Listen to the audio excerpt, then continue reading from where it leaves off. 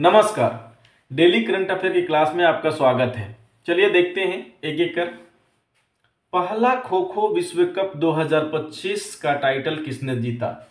हाल ही में संपन्न हुई पहला खो खो विश्व कप 2025 का खिताब या टाइटल किसने जीता है? तो ये इंपॉर्टेंट इसलिए हो जाता है क्योंकि ये पहला है। क्या है? पहला है। और पहला कोई भी खेल होता है या कोई भी चीज होता है, उसे किसी भी एग्जामिनेशन में पूछने की संभावना 90% बढ़ जाती है। कितना? 90%। यानी यह प्रश्न आ सकता है। तो पहला खो खो विश्व कप 2025 का जो विजेता है वो है भारत। भारत ने पहला खो खो विश्व कप विजित किया है।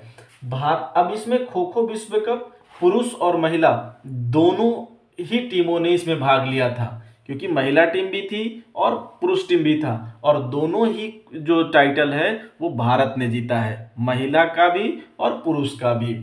पुरुष टीम के जो कप्तान थे, जो कप्तान है वो कौन थे?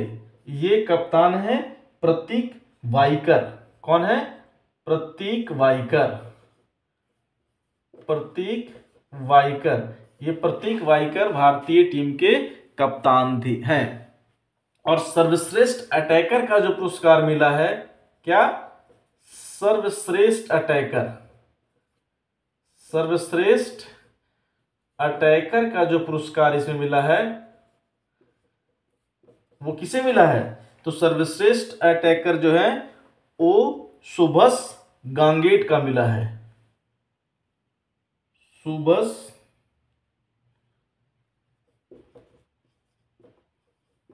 गांगेट। किसको? गांगेट को मिला है। ये भारतीय टीम के थे। कौन है?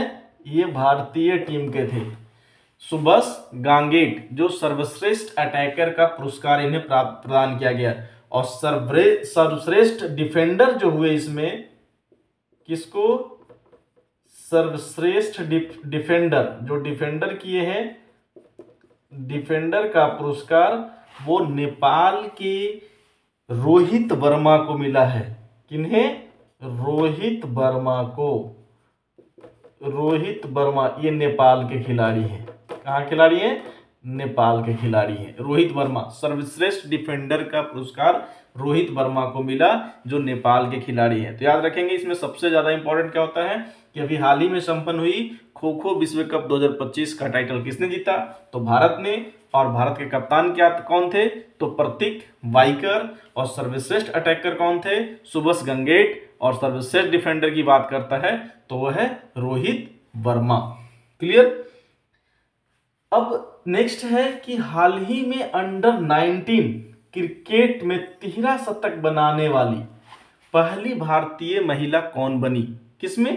अंडर 19 क्रिकेट में तिहरा शतक, यानी तीसरा शतक लगाया है भाई साहब। तो तीसरा शतक लगाने वाली पहली महिला कौन बनी है? तो ईरा जाधव। कौन है? ईरा जाधव।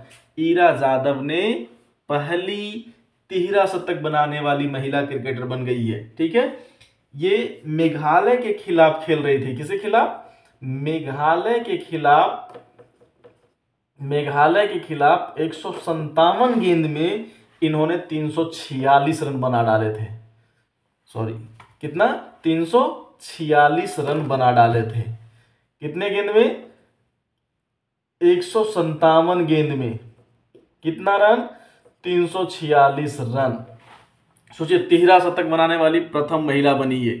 कौन? ईरा जाधव। अब ये व्यक्तिगत तौर पर ये सर्वश्रेष्ठ या सर्वोच्च स्कोर है। इससे पहले जो था वो लिजेली, ये है ना, लिजेली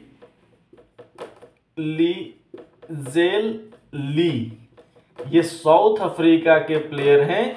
इन्होंने बना रखे थे और उनका रिकॉर्ड तोड़कर के इन्होंने 346 रन बनाए, यानी तिहरा शतक लगाने वाली पहली महिला बनी, महिला क्रिकेटर। तीसरा क्वेश्चन है वो है हाल ही में, देखिए यहाँ पे, हाल ही में माउंट ईबू ज्वालामुखी में विस्फोट हुआ। याद रखेंगे, माउंट ईबू ज्वालामुखी। ठीक है ना? किसमें? माउंट ईबू ज्वालामुखी में ईबू ज्वालामुखी में विस्फोट हुआ है। यह ज्वालामुखी किस द्वीप पर स्थित है? कौन सी? हाल ही में माउंट ईबू ज्वालामुखी में विस्फोट हुआ, और माउंट ईबू ज्वालामुखी किस द्वीप पर स्थित है? तो हल्माहेरा में। कहाँ? हल्माहेरा द्वीप पर स्थित है ये माउंट ईबू ज्वालामुखी। यह जो है इंडोनेशिया के, ये जो हल्माहेरा द्वीप जो है वो कहाँ है? यह इंडोनेशिया में है। यह इंडोनेशिया में है। क्लियर? किसमें है? यह इंडोनेशिया में है, और इंडोनेशिया के मोलुकू प्रांत में। किसमें? मोलुकू प्रांत में। मोलुकू या मुलुकू बोलते हैं इसको, ठीक है ना, याद रखेंगे, मोलुकू या मुलुकू। मोलुकू प्रांत में ये स्थित है। कौन सी? माउंट ईबू ज्वालामुखी। माउंट ईबू ज्वालामुखी कहाँ स्थित है? इंडोनेशिया में। और इंडोनेशिया के किस द्वीप पे? हल्माहेरा द्वीप पे। क्या है? हल्माहेरा द्वीप पे, जिसमें अभी विस्फोट हुआ है। यह एक सक्रिय ज्वालामुखी है। क्या है? सक्रिय ज्वालामुखी। जब आप पढ़ेंगे ज्वालामुखी तो ज्वालामुखी दो प्रकार के होते हैं, एक तो होते हैं सक्रिय और दूसरा होता है निष्क्रिय। यह है सक्रिय ज्वालामुखी और दूसरा होता है निष्क्रिय ज्वालामुखी। क्लियर? तो सक्रिय ज्वालामुखी क्या है, निष्क्रिय ज्वालामुखी क्या है, वो है आपको ज्वालामुखी जब पढ़ाया जाएगा उसमें डिटेल्स इसके बारे में बताया जाएगा। तो सक्रिय ज्वालामुखी में क्या होता है कि हमेशा कभी न कभी विस्फोट होने की संभावनाएं अधिक होती है, यानी विस्फोट कभी न कभी होते रहता है, या कुछ समय पहले हुआ हो। निष्क्रिय में विस्फोट होने की संभावना लेस देन रहता है।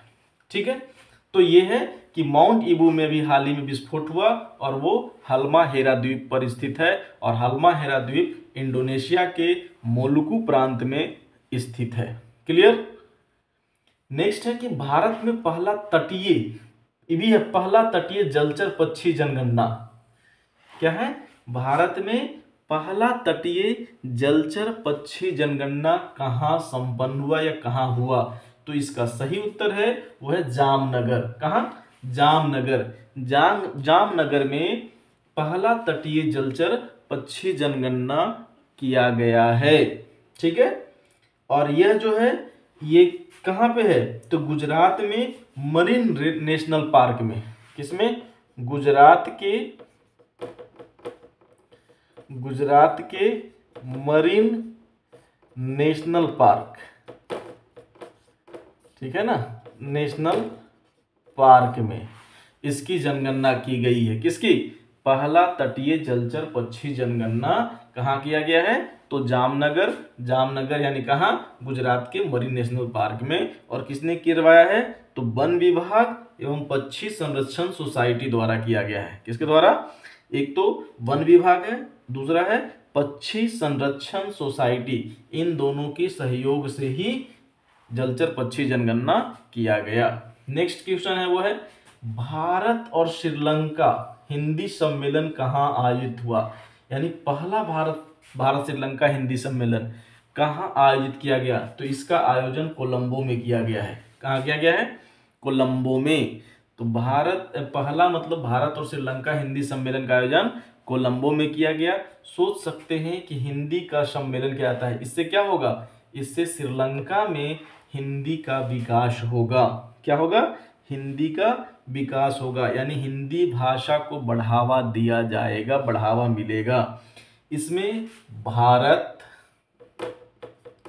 नेपाल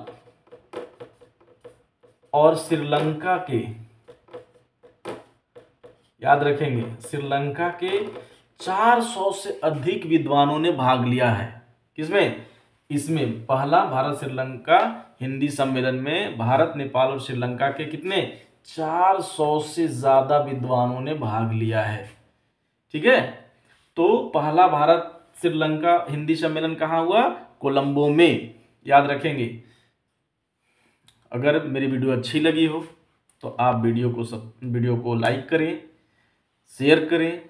अगर आप पहली बार हैं तो मेरे वीडियो को सब्सक्राइब करें, चैनल को सब्सक्राइब करें, जिससे कि आप तक पहुंचती रहे हर वीडियो।